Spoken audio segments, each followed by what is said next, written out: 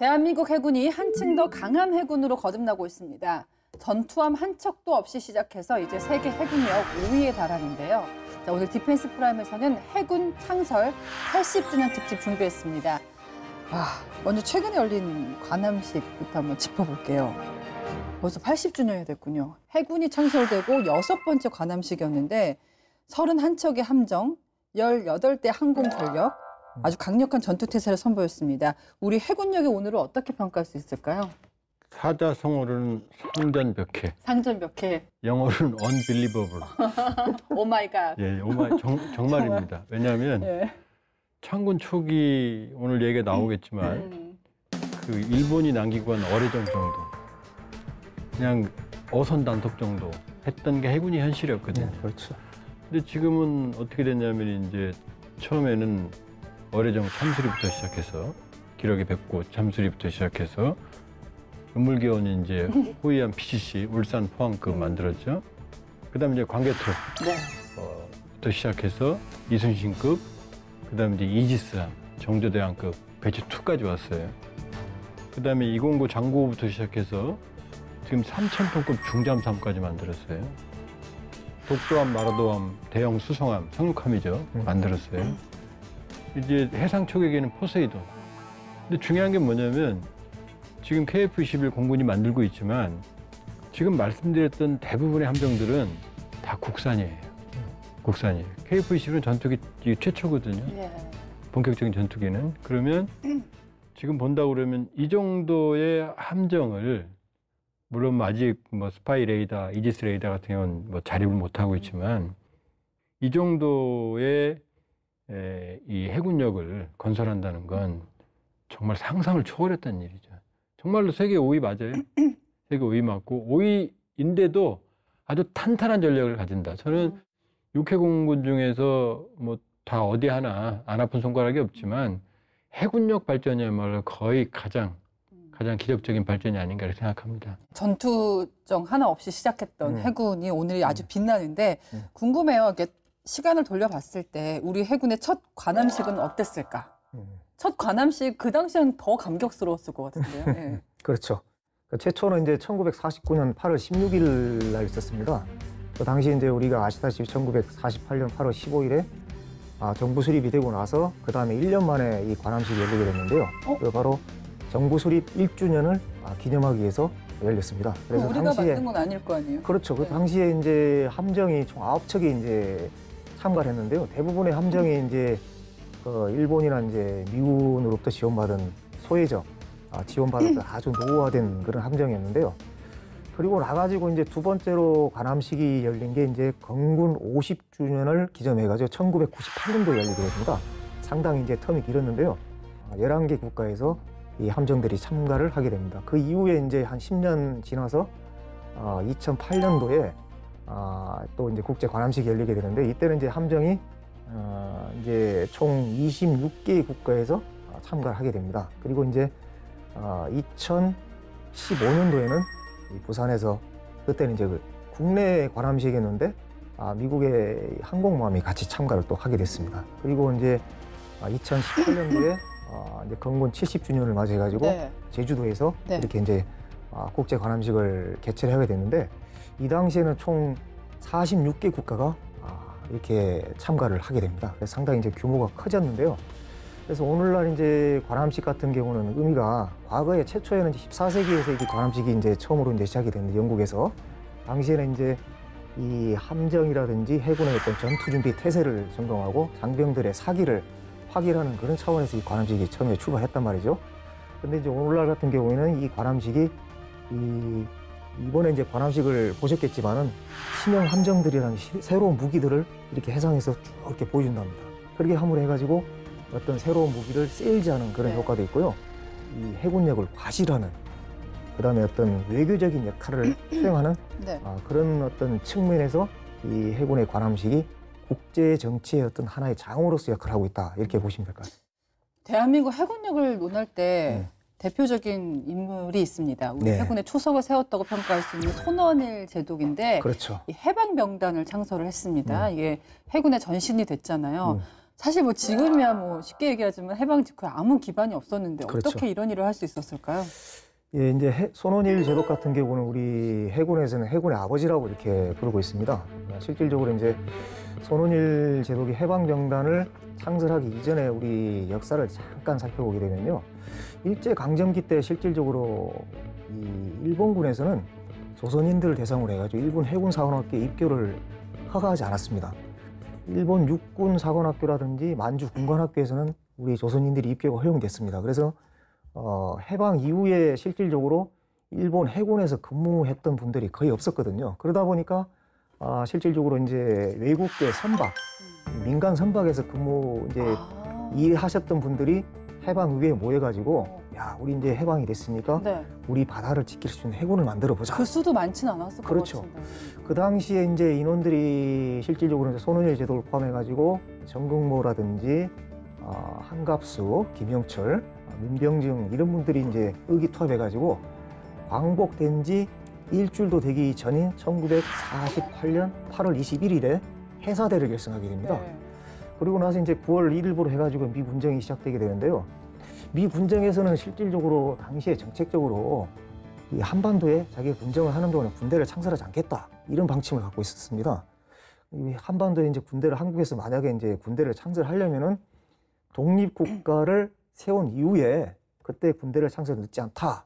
그래서 미 군정 기간 동안에는 군대 필요 없다. 대신에 국내 치안을 유지하기 위해서는 경찰이 필요하다. 이런 입장을 갖고 있었습니다.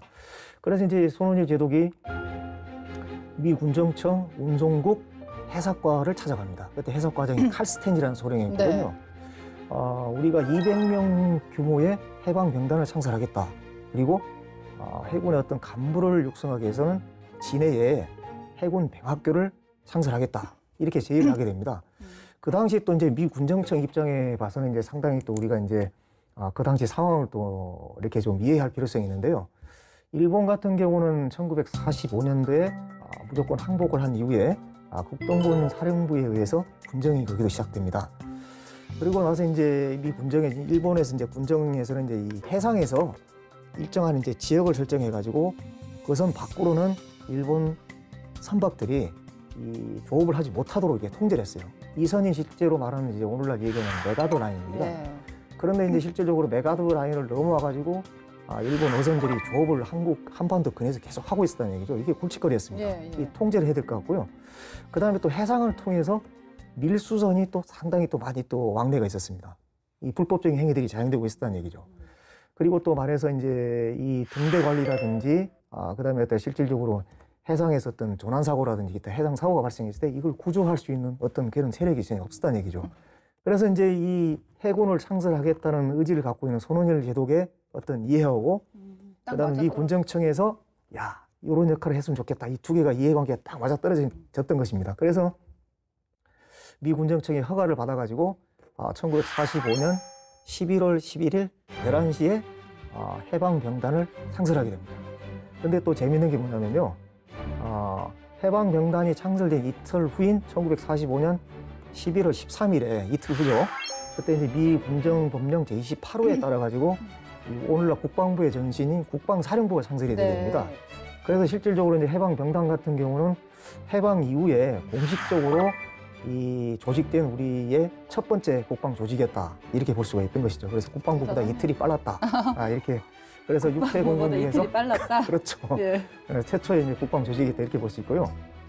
그다음에 이제 46년 6월 15일에 이제 해방병단이 조선 해안경비대로 이제 이름을 변경하게 되고 광복이 되면서 1945년 다시 이제 1948년 8월 15일 날 이제 정부 수립이 되고 그 이후에 9월 5일 날 해군으로 예칭이 돼가지고 오늘에 이르고 있습니다. 당시에 뭐 해군 전력이 어땠어요? 없었죠. 없어요? 네. 부족한 게 아니라 아예 없어요? 없었습니다. 무. 그러니까 있었던 함정이 이제 충무공정이라고 일본 200톤급 때 일본이 이제 건조하다 말고 간 뼈대만 남은 간 경비정을 우리가 이제 뜯어 고쳐서 만드는 게 충무공정이거든요. 맞습니다. 그러니까 무장도 없고 무장도 없어요? 예, 있을 수가 없잖아요. 함포를 예. 우리가 만들 수가 없는데.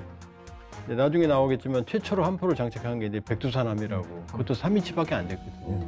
그러니까 정말로 그때는 해군이라고 부르기 민망할 정도로 아무것도 없었던 맨 땅에서 시작했다고 보시면 돼요. 쉽게 그 말하면. 시작이라는 의미가 중요했을 시기였는데 백두산함이 우리나라 첫 전투함이더라고요. 이거 역시 손원일 제독의 어떤 의지와 예. 결단으로 탄생을 한 건데 그렇습니다. 말씀하신 대로 정말 아무것도 없는 상황이잖아요. 이거 어떻게 만들었을까요? 예, 맞습니다. 손원일 제독이 이제 해군 이제 이렇게 딱 창설이 됐는데 실질적으로 이 군대라 하는 것은 적과 싸워서 이길 수 있으려면 무기가 있어야 되잖아요.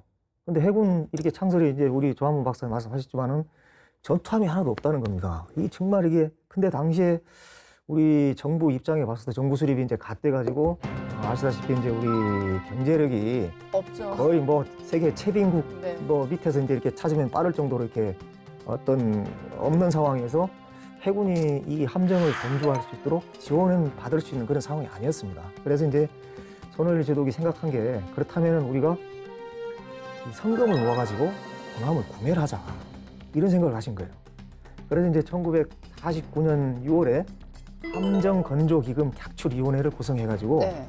해군 장병들이 이제 월급에서 일정 부분을 이제 이렇게 객출하고요. 아. 그다음에 이제 해군 부인회에서 싹바나질 이런 걸 해가지고 이렇게 이제 기부금을 또 마련해서 해군에 거의 뭐 이렇게 해군 근무기 운동 같이. 그렇죠, 네. 그렇죠. 오늘날 말하면 이제 군목이 네. 이런 거죠. 진짜 우리나라 역사가 영화 예. 같아요. 예. 왜냐하면 이 백두산함이 우여곡절 끝에 입항을 했어요.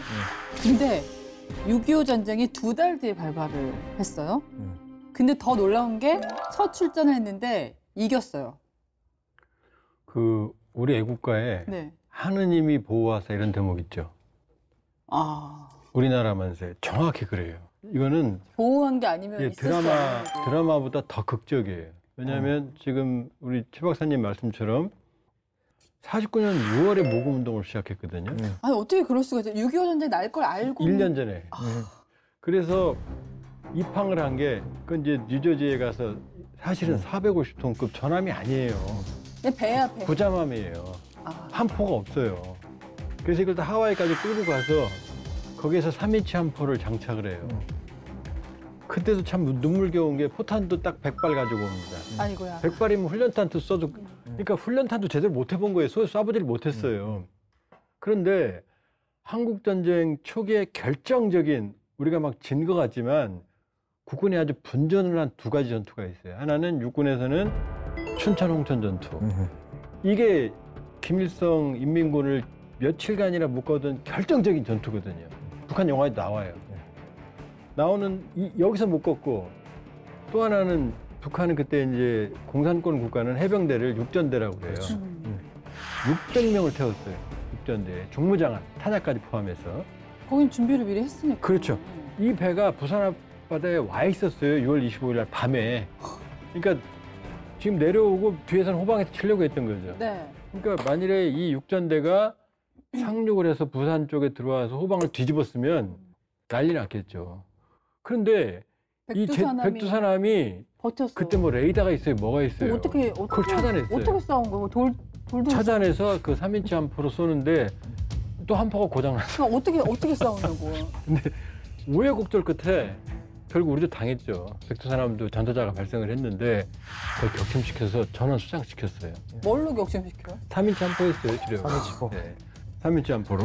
몇 번 쏴보지도 안 했잖아요. 쏴보지도 않은 100발 줬는데 뭘 몇 발을 쏴봤겠어요. 정말 진짜 하느님이 그러니까 보호하지 않으면 있을 수 없는 이거는 기적 요즘 같은 뭐 일이에요. 레이더라도 있고 네. 그것도 야간 전투잖아요. 그렇죠. 뭐 어떻게 후레쉬 그러니까요. 그러니까 이거는 물론 그때 분전하신 손원일 제독 포함한 그런 지휘부 백두산함의 그런 그 해군들한테 감사를 드려야 되지만 지금 설명을 하면서도 그게 가능했을까가 지금도 그러니까 인간 이상의 힘이 작용을 했다.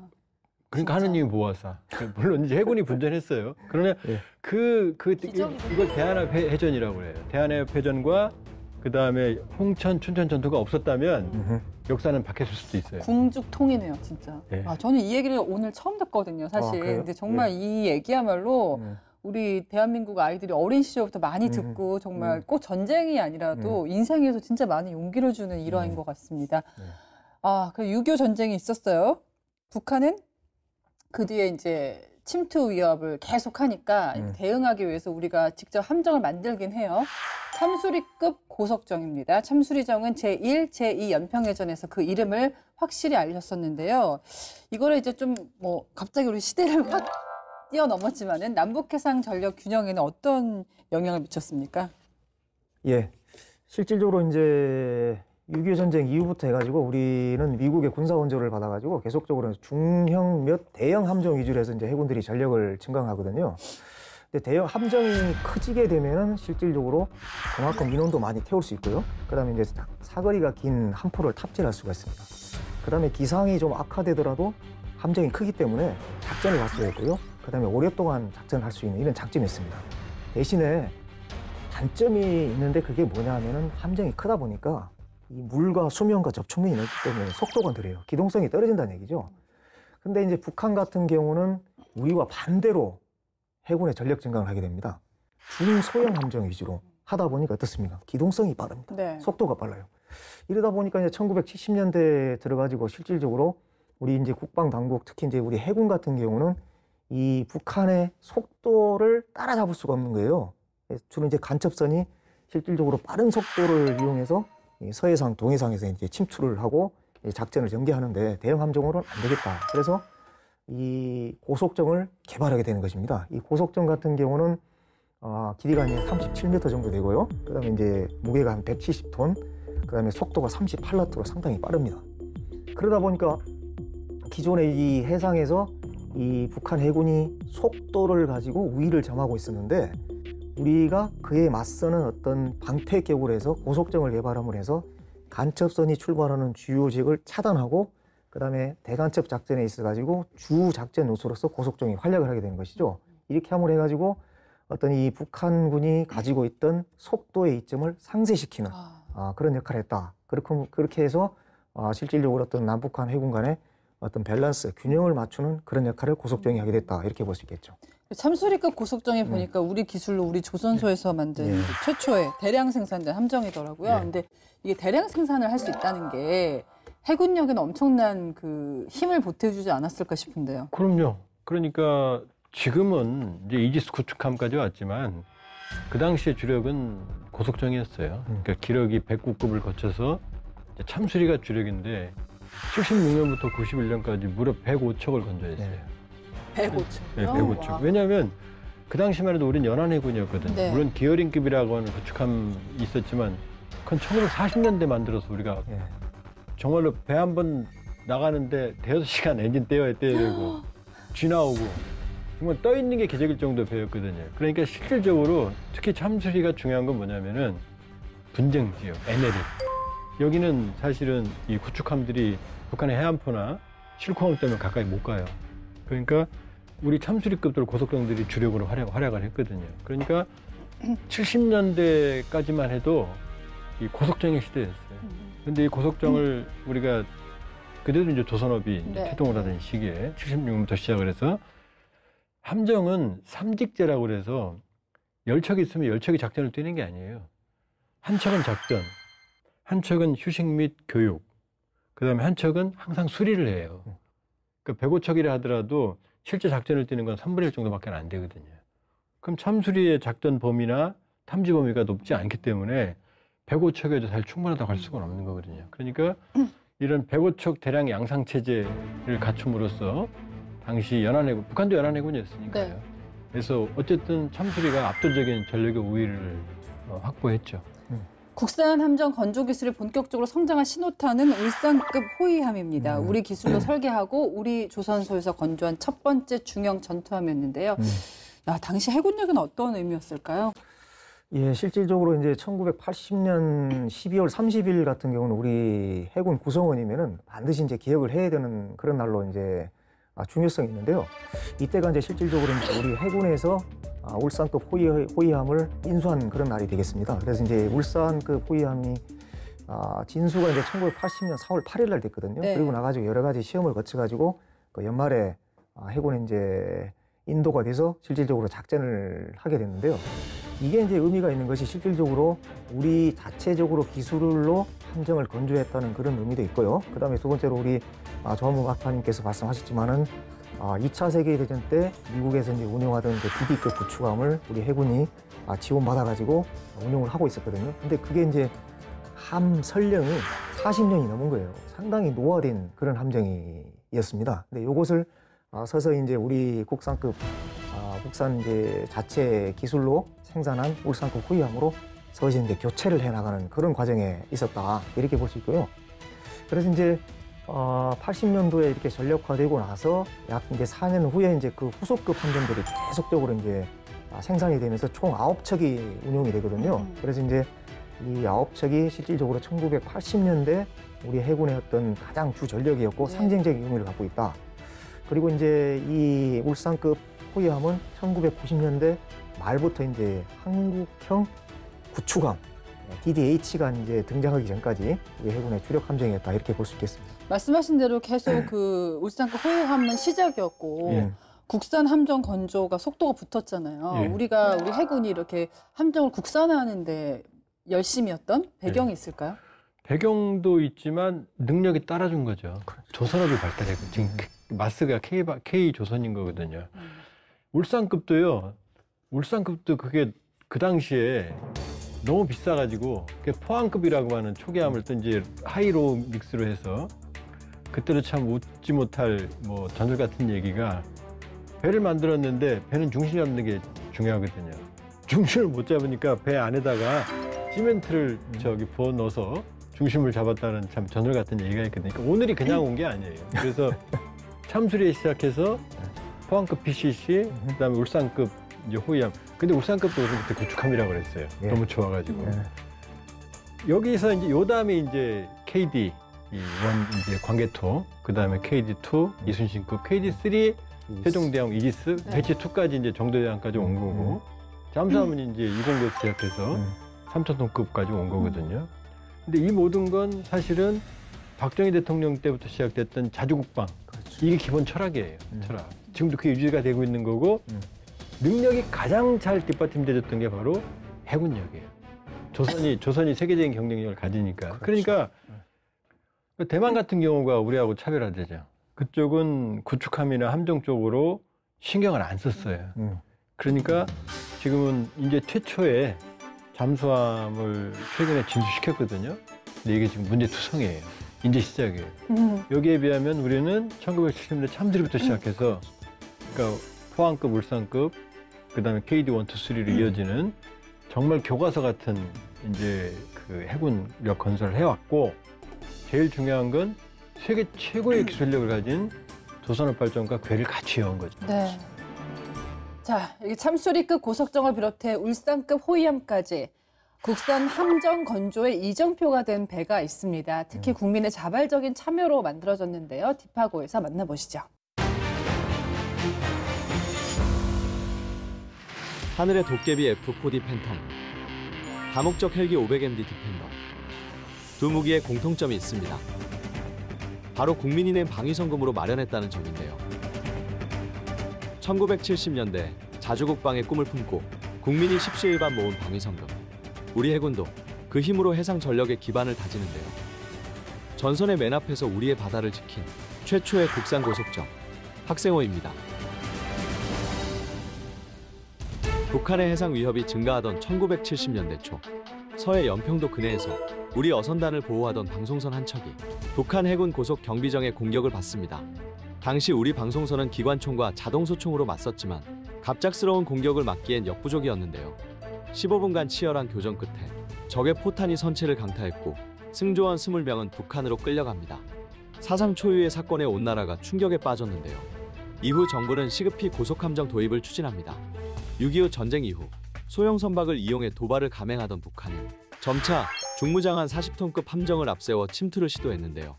갈수록 과감해지는 북한의 도발에 해군은 우리 손으로 바다를 지킬 함정을 만들기로 합니다. 당초 계획은 외국에서 고속정 한 척을 구매하는 것이었는데요. 그러나 해군은 자체 개발과 건조가 가능할 것이라 확신했고 결국 직접 고속정 2척을 개발하기로 합니다. 이로 인해 약 3억 8천만 원이 고속정 건조에 투입됐는데요. 31명의 무장공비가 청와대를 기습하려 했던 이른바 1.21 사태 이후 학생 800만여 명과 교직자 20만여 명이 헌납한 방위성금이었습니다. 해군은 9개월 동안 기본 설계에 몰두했는데요. 건조에 착수한 지 1년 만에 마침내 우리 기술로 만든 첫 번째 고속정이 완성됩니다. 당시 진수식에는 전국에서 모인 학생 대표 2천여 명이 참가했는데요. 학생들의 성금으로 건조된 함정이라는 뜻에서 이름을 학생호라 명명합니다.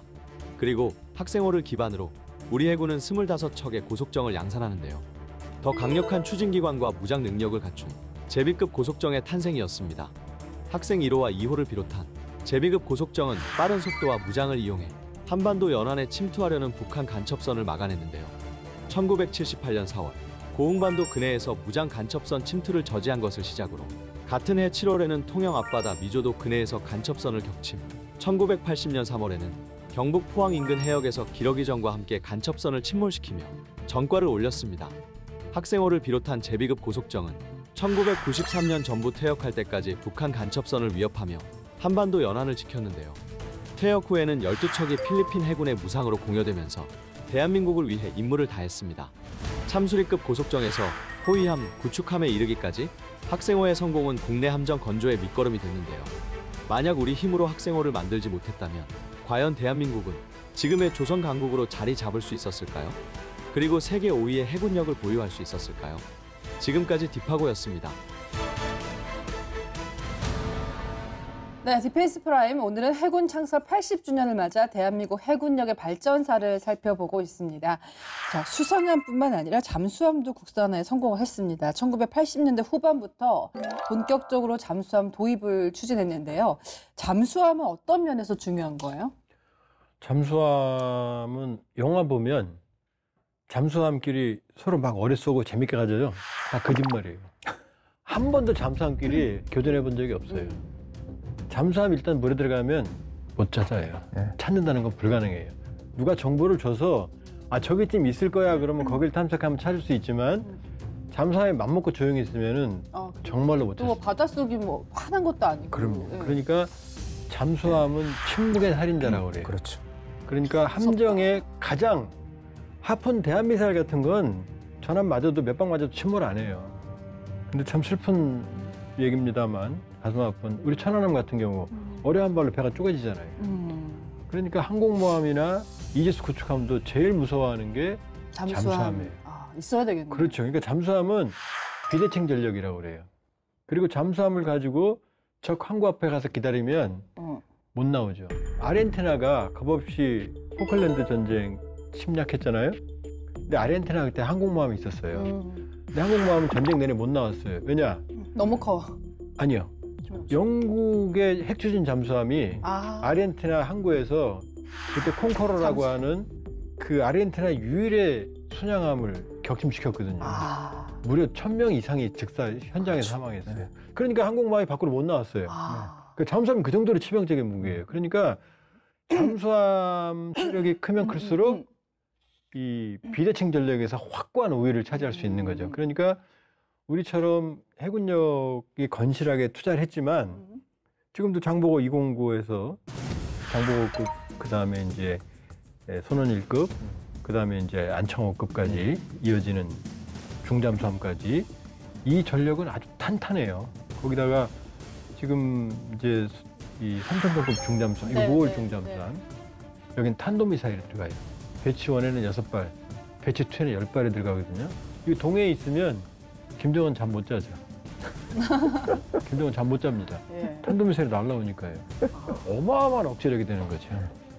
중요한 건 이걸 다 국산으로 만들었다는 그렇죠. 거죠. 최초의 209는 이제 하대배 독일에서 가져왔지만 거꾸로 지금 하대배가 우리한테 기술을 배워갈 정도로 우리가 그런 지금 나라예요. 그런 나라예요. 근데 궁금한 게 독일에서 처음에 기술 이전 받았다고 했잖아요. 근데 예. 해양 강국이 많거든요. 그렇죠. 왜 독일입니까? 예, 맞습니다. 실질적으로 이제 우리 해군이 209급을 독일에서 도입하기 전에 돌고래라는 이 잠수정을 운용을 했었어요. 80년대 초반에. 이게 길이가 한 28m밖에 안 되고 폭이 한 2.1m, 속도 11나트, 그다음에 이제 한 10명밖에 안 탑니다. 근데 이게 이제 운영하다 보니까 실질적으로 해군이 이 작전을 전개하는 데 있어서 제한성이 많았던 것이죠. 그래서 1988년 8월부터 해가지고 장보고 잠수함을 독일에 위탁해가지고 이제 건조를 하게 되는데요. 그 당시 이제 우리 해군에서 선발해서 54명을 이 독일로 파견해가지고 잠수함 인수요원으로 파견합니다. 그래서 이 인원들이 한 17개월 동안 독일에 체류하면서 이 독일로부터 각종 이제 함조함 이 운용 수리라든지 기타 여러 가지를 이제 배우게 되는데요. 이 당시에 이제 선발대로 갔던 분들이 결심을 했던 것이 야, 지금은 우리가 독일로부터 함정 건조하고 지원을 받는 입장이지만은 언젠가는 우리 손으로 함정을 설계하고 건조를 하겠다 이렇게 다짐을 한다는 것입니다. 그래서 이제 이 각고의 노력을 펼쳐서 모든 기술들을 가르쳐주면서 다 흡수를 해옵니다. 그러면 이제 왜 독일이 실질적으로 우리가 이제 2099급을 선택을 했느냐 하게 되면은 독일이 당시에 이제 204급 또는 209급 중형 및 소형 재래식 잠수함을 만들어 가지고 이것을 해외에 또 수출을 하는 그런 어떤 이 정책을 펴고 있었습니다. 그러다 보니까 이제 실질적으로 어떤 함정 어떤 설계라든지 운용이라든지 이런 쪽으로는 실질적으로 국제적으로 인정을 받고 있는 그런 상태였거든요. 대신에 이제 미국이라든지 영국, 이제 프랑스 같은 나라 같은 경우는 실질적으로 중대형 잠수함, 핵 잠수함이라든지 전략 잠수함을 이제 중심으로 해서 건조를 하고 있는 상황이고, 이 사람들이 또 기술 통제를 한다는 것이죠. 절대 자기 동맹국도 아주 근접한 동맹국 외에는 이 기술을 이전 안 하고, 그다음에 어떤 수출도 통제하고 이런 상황이었습니다. 대신 이제 독일 같은 경우는 제가 서두에 말씀드렸지만 상당히 이제 뭐 기술 이전이라든지 공동 개발이라든지 그다음에 기술자 교육에 상당히 개방적인 그런 입장이 있었거든요. 그러다 보니까 이제 209를 선택하게 된 것이고, 그래서 209급 잠수함을 도입함을 해가지고 해군이 실질적으로 나중에 이제 우리 자체적으로 함수함을 설계하고 개발하는 데 있어서 네. 토대가 됐고, 네. 그다음에 해군 같은 경우는 전략 자산을 확보하는 어떤 그런 계기가 됐다 이렇게 볼 수 있습니다. 잠수함 전력화를 시작한 게 1990년대 초인데 그리로 가보겠습니다. 우리 해군의 작전 개념도 연안에서 대양 중심으로 범위를 확장했거든요. 그 당시 배경을 좀 살펴볼까요? 실질적으로 이제 1990년대 같은 경우는 이제 해군 같은 경우는 실제 대양 제국에는 캐치프레이즈가 이제 등장하게 되는데요. 이것이 등장하게 된 배경을 대외적으로 또는 대외적으로 이렇게 두 가지로 구분해서 볼 수 있겠습니다. 이제 대외적 환경이 이제 실질적으로 국제 정치에 있어서는 냉전 체제가 붕괴가 됩니다. 그리고 그다음에 각국 간의 강대국 간의 해상에서의 이 경쟁력이 또 심화되는 그런 시기가 되겠습니다. 그래서 이제 미소 냉전이 해체가 되었고, 그다음에 이제 이 한반도를 둘러싼 주변 사강국, 이 미국, 일본, 중국, 러시아가 어떤 뭐 해군력을 증강하고, 그다음에 이제 이 해상에서 경쟁이 이제 심화되는 그런 이제 초기 단계였고요. 그다음에 이제 실질적으로 우리나라 같은 경우는 아시겠지만은 거의 이 수출입 물동량의 99.9% 이상을 해상 교통로를 통해서 이제 의존하고 있습니다. 그러다 보니까 어떤 대양 해군의 중요성이 실질적으로 인식되는 그런 배경이 됐고요. 그 당시에 이제 국내적으로는 이 김영삼 정부가 이제 문민정부 시절에는 실질적으로 이제 해군력을 강화해야 되겠다 이런 필요성 인식하고 있었고, 네. 그다음에 어떤 대양 해군 건설에 대해서 정책적으로 예산적으로 지원을 해주고 있는 이런 상황이었습니다. 이렇게 대양 해군으로 작전 범위가 넓어지니까 우리 해군 전투함도 변모를 해왔잖아요. 최근에 뭐 최신형 이지스 구축함이나 다산 정약용함이 이제 진수식을 갖기도 했는데, 우리 구축함 전력 그동안 발전해온 상황을 좀 짚어본다면 어떨까요? 지금 이제 이지스 구축함에서 이제 세계 선도 분야죠. 네.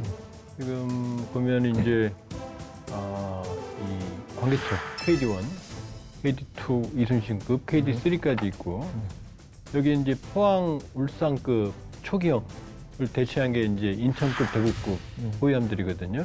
이 전력도 탄탄해요. 그렇게 보면은 지금은 이지스 구축함, 호위함으로 이어진. 그 다음에 이제 참수리, 신형 참수리 고속정도 그대로 있고, 윤영화함도 있고. 그렇게 보면은 지금 아주 균형 잡힌 전력이다. 이렇게 볼 수 있고, 중요한 건 이제 기동함대를 구성할 수 있어요. 기동함대를. 그러니까 이지스 구축함과 그다음에 독도함, 수송함, 그다음에 이제 잠수함, 3,000톤급 중잠수함까지 하게 되면은 그 정도의 기동함대를 구성할 수 있는 나라 거의 지구상에 몇 나라밖에 없어요. 저는 좀 무식해가지고 잘 몰라서 이지스함이라는 게 사실 제가 몇 차례 말씀을 드려서 정조대왕함 진수식을 제가 사회를 봤거든요. 아, 그래요? 실물을 봤어요. 오. 멋있더라고요. 근데 이지스함이라는 게 뭐냐? 그럼 잘 모르겠단 말이에요. 실질적으로 가장 큰 차이가 일반 함정에 비교해봐가지고 스펙이 압도적으로 좋은가요? 그렇죠. 스펙이 이제 한 1,000개 정도의 표적을 동시에 탐지해가지고 그다음에 이제 그중에 이제 뭐 상당히 많은 수로 공격할 수 있는 그런 이게 시스템인데 그걸 갖다 이제 이지스 체계라고 하는데 실질적으로 위상대열 레이더가 실질적으로 가장 큰 역할을 하는 것이죠. 네. 그래서 이제 이게 이 레이더 성능이 일반 함정에 비해서 뛰어나기 때문에 그럼 뭐에 대응하기 위한 거예요? 일단 미사일 대응인가요? 대공, 대잠, 네. 대함, 예, 이런 이제 전천후 방위가 가능한 것이죠. 그래서 이제 방패라고 하는 거죠. 아, 음. 방패다. 그래서 해상의 자. 방패다. 쉽게 설명하면 이렇게 여기서요. 예. 원래 구축함은 배로 치지도 않았어요. 과거에는. 왜냐하면 과거에는 전함이었어요. 예. 뭐 4만 톤급, 아이와급, 일본은 6만 톤급 야마토, 무사시 이런 것들. 그럼 큰 배에 큰 대포가 있잖아요. 그럼 배가 클수록 큰 포를 싣고 멀리 쏘면 이게 바다의 제왕이 있거든. 이걸 거함 거포의 시대라고 그렇죠. 해요. 배도 커야 되고 포도 커야 되고. 그런데 잠수함이나 이런 것들이 무서우니까 요것을 따라다니는 조그만 호위병들이 구축함이었어요. 그래서 처음에 나온 뭐 썸너급 이런 것들은 2,000톤급밖에 안 됐어요. 구축이 뭐냐? 비행기나 잠수함을 잡는 거다 이런 뜻이에요. 디스트로이어. 그러니까 그때는 배로 치지도 않았어요. 그런데 2차 세계대전을 겪다 보니까 중요해졌어요. 미드웨이 해전, 네. 항공기에 의한 공격이 전함이 그냥 야마토 무사시는 몇 번 쏘지도 못하고 그냥 고철덩어리 침몰했거든요. 그렇죠. 그때부터 나타난 개념이 대공방어. 그러니까 중요하구나. 그렇죠. 그러니까 이지스가 뭐냐면 레이더하고 멀리 볼 수 있는 거예요. 그리고 또 하나는 한 포는 아무리 많이 쏴봤자 3, 40km인데 네. 이 미사일이 개발됐잖아요. 큰 배가 필요 없어요.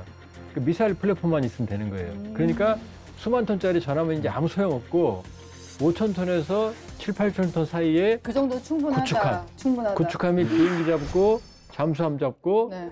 대지 공격. 그러니까 지금은 구축함이 전함을 대체한 거예요. 저희가 이제 해군의 그런 어떤 뭐 함정이라든지 이런 거 위주로 저희가 짚어봤는데 사실 작전 중에 우리 국민들 머릿속에 아주 강력하게 남은 게 있어요.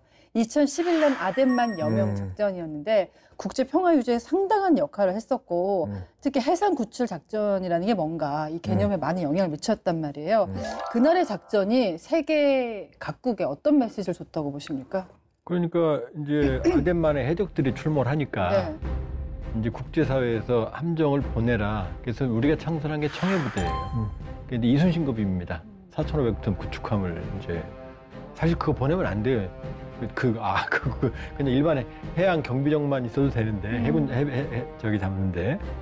근데 이 이순신급 파견한 게 탁월했던 게 탁월한 전투 능력이 있으니까 탐지.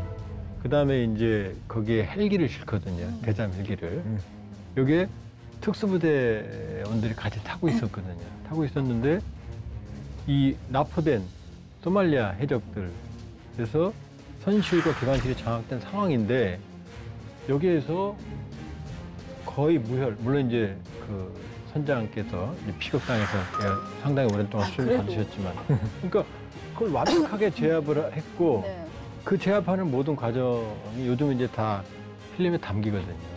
한편의 영화거든요. 그러니까 우리의 선진적인 원양 자탕 능력이 일단 임명이 입증이 됐고 그다음에 특수부대 자탕 능력까지 그럼 미국이나 할 줄 아는 거거든요.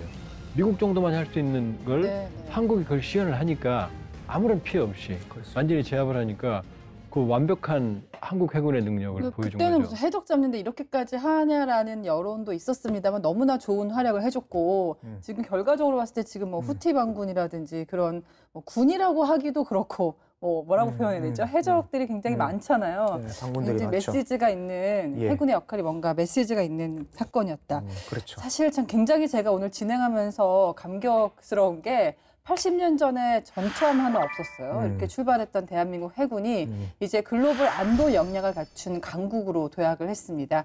지금 해양 경쟁이 그 어느 때보다 좀 치열한 상황인데요. 우리 해군이 실질적인 역할을 수행하려면 어떤 과제에 집중해야 한다고 보십니까? 먼저. 네. 예, 이제 말씀하셨듯이 지난 해군 80년의 역사는 이제 무에서 유를 창조하는 그런 역사였다. 저는 이제 그렇게 평가하고 싶고요. 그다음에 이제 실질적으로 이제 그게 가능했던 것은 우리 그 해군 선배들이 어떤 개척 정신, 도전 정신, 그다음에 해양 수호 정신이 바탕이 됐기 때문에 이것이 가능했다 이렇게 보고 있습니다. 그래서 이제 앞으로 더욱더 발전하기 위해서는 현실이 안주하면 안 됩니다. 네. 더 하기 위해서는 저는 이제 첫 번째로 우리가 이제 대항으로 나갈 수 있는 지금도 추구하고 있지만 대항 해군을 더 이제 실현시킬 수 있도록 장기 작전이 가능할 수 있는 전략을 구축해야 되겠다. 이제 이걸 말씀드리고 싶고요. 그다음에 두 번째로 실질적으로 이제 한반도 상황 주변에서 어떤 해상 통제권이라든지 해상 격통로를 충분하게 우리가 해군 스스로 확보할 수 있는 그런 능력이 있어야 되겠다. 네. 그다음에 세 번째로 이제 첨단 무기 체계. 첨단 무기 체계는 유무인 복합 체계를 말하는 겁니다.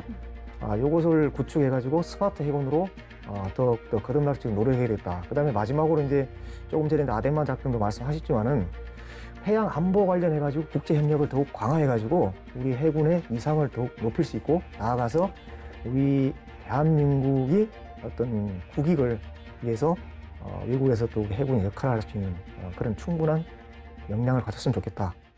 이상입니다. 네. 뭐 우리 최 박사님이 큰 틀에서 전략적인 방향성을 말씀해 주셨으니까 저는 두 가지 무기 체계의 과제가 남아 있다. 하나는 이제 한국형 항공모함, 하나는 이제 핵추진 잠수함입니다. 그 잠수함의 무제한적, 잠수함의 한계는 은닉성이지만 대륙 잠수함은 물속에서 장기간 잠항이 아무리 AIP 공기 부료 엔진을 사용한다 하더라도 한계가 있거든요. 공중 뭐 수중에서 급격히 기동해 버리면 뭐 한 시간이면 다 배터리를 달아버리거든요. 그러니까 핵추진 잠수함의 확보. 두 번째는 한국형 항공모함. 뭐 효용성 논란이 있지만 저는 핵추진 잠수함과 항모를 네. 한국이 확보하게 되면 이제 한국형 해군력이 완성이 된다, 완결체가 된다. 따라서 최 박사님 말씀하신 그런 네 가지 지향성과 함께 무기 체계 두 개 서로 이제 이거냐 저거냐 싸우지 말고 둘 다 강하자. 항모와 핵추진 잠수함 확보에 주력을 할 필요가 있다고 볼 수 있어요.